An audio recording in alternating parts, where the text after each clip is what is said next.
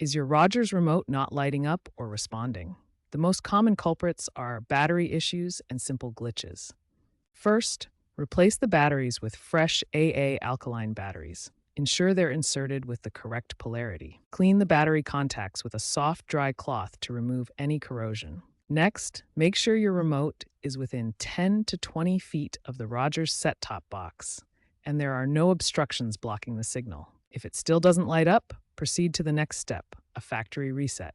A factory reset can resolve many software-related problems with your Rogers remote. For Rogers Ignite remotes, press and hold the A and D buttons simultaneously for 5 to 10 seconds. Wait until the light on the remote flashes.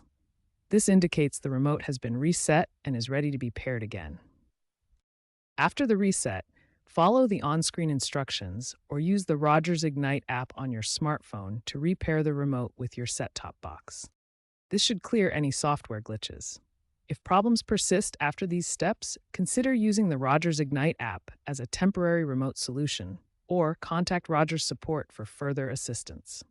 Remember, Rogers is increasingly integrating app-based controls and AI voice assistants, which could reduce reliance on physical remotes in the future.